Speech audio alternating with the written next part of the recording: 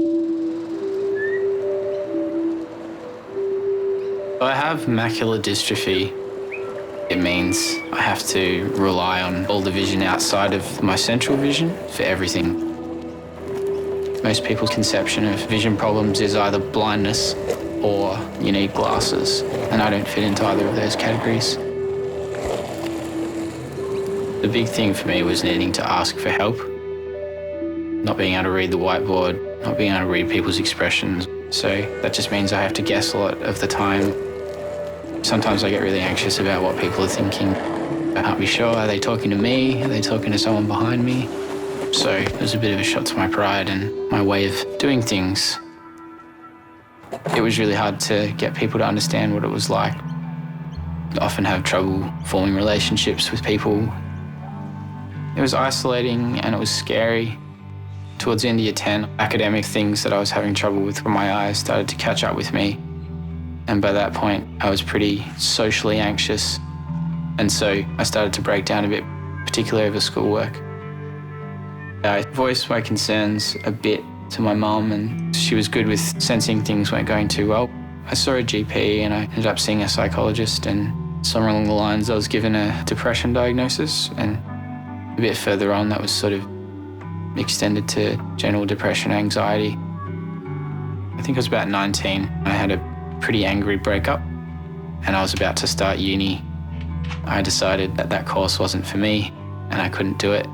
I couldn't support myself while I was doing that course. It was going to be too full on. So I moved back home and I built a fort in my room. I think I built the fort because I wanted to put a barrier between me and the outside world.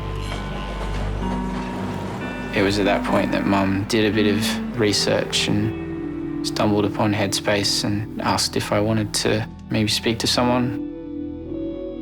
I was certainly more than happy to give it a go. I was just really worried that it had got to the point where I was such a burden on Mum that she'd felt the need to go and do that. If I was honest with myself, I felt rubbish and I was happy to try and do something about that.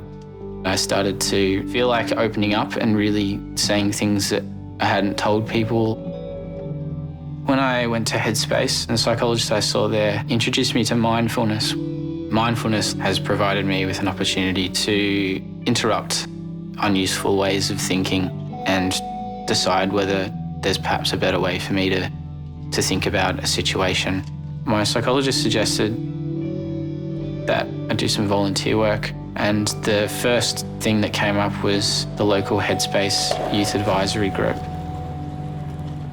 When I joined that group, I started to find ways that I could help other people with the experiences that I've had.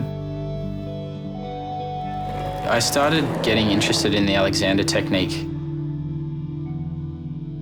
The Alexander technique provided an opportunity to get to the bottom of a lot of the things that were going on for me physically and conceptually. No one's ever going to completely understand me, whether I have a vision impairment or not, whether I have depression or anxiety or whatever it might be. But when people make an effort, and especially when they listen to you, when you seek them out, it makes a big difference.